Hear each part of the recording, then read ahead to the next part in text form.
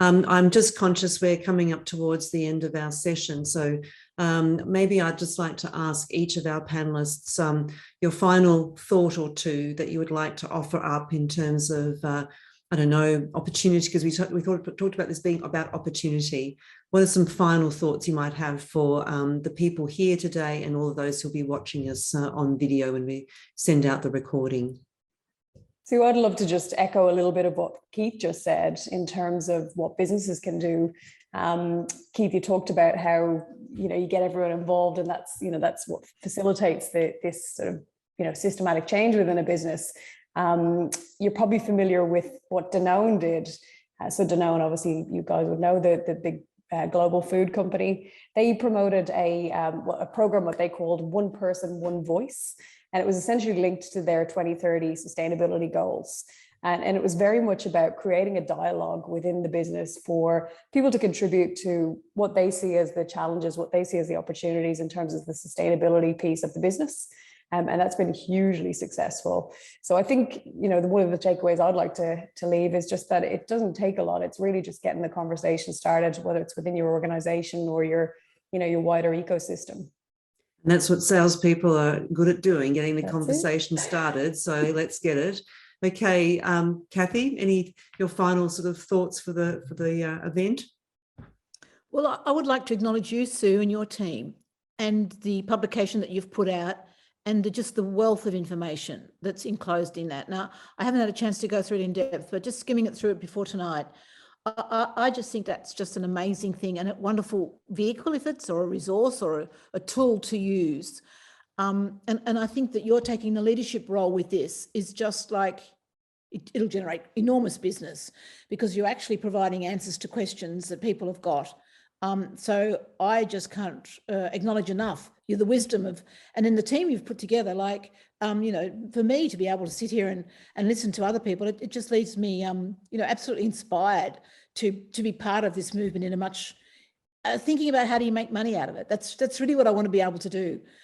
How do you save the costs and actually use this to become much more profitable in so many ways? So yeah, I love it that you've set the discussion going, and I really wish you well in your work because I think it's really important. Thank you very much, Kathy. Very much appreciated. Thank you. David, what about you? I'm with Joe. Conversations with clients, customers, spotting the opportunities, helping them lead and shape is absolutely the opportunity right now. And I really do believe that organisations who have an ability to articulate value through decarbonisation to their customers will be the ones that have some short-term and possibly even medium-term competitive advantage. So it's right. Yep, start talking. Absolutely. Let's get the conversation started. Keith. Well, I think I just gave mine. I'll just end with a quote because you've got some good quotes, Sue.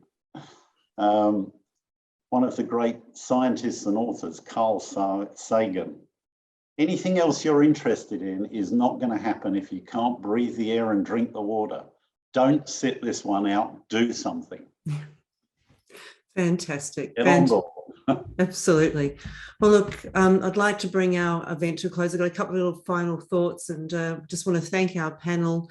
First, Keith Badger, David Lunn, Kathy McGowan and Joe O'Reilly, you've been amazing. Thank you so much. Thank you for those people who are able to attend this evening, and also too for those of you who'll be watching at a later stage.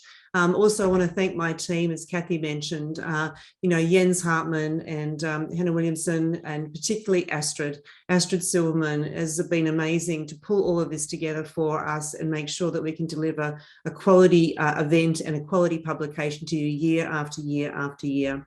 So what I'd like to be able to do is finish off with a very short story. There was once a priest in a small town. One day, a terrible storm came through the area and the rain would not stop. As the waters rose all throughout town, the town authorities began giving warnings about the dangers of the imminent flood and asked people to evacuate. A four-wheel drive came by the church to take the priest to save him. The priest replied, "No, I'm fine. My God will take care of me." The rain did not stop, and every street was flooded. Water got into the church, and the priest went to stay in the office on the second floor. People in a boat came and talked to the priest through the office window. Please come with us, your life is at risk. The priest replied, no, I'm fine, my God will take care of me, I'll be safe. The water continued to rise, and the priest was forced to climb onto the roof, and where the only place was where the water had not reached yet. A helicopter came. People in it said, Father, please hold on to this rope ladder, you'll die here. There's no one left, and we're the last ones. And the priest said, no, I'm fine, my God will take care of me.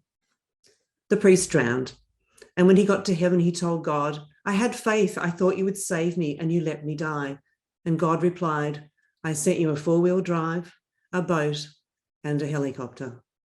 So, how many signs do we need before we're going to act on climate and actually create the world, an electrified, sustainable, clean energy world? In closing, I know how hard it is to find great salespeople. We all know that.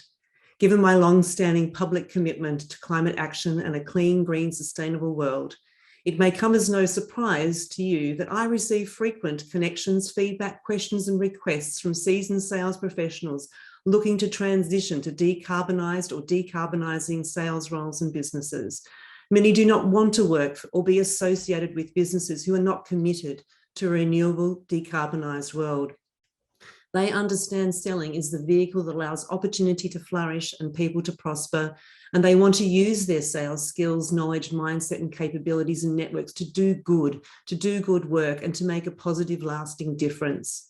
If we want great salespeople working for our businesses, we cannot let current strategies lead us to a race to the bottom. That would be catastrophic. This is a race to zero. A race to embrace all the amazing opportunities and people, salespeople, customers and suppliers that can come with a decarbonised economy and a decarbonised world we can all live and flourish in. So let's step up and take action. What are we waiting for?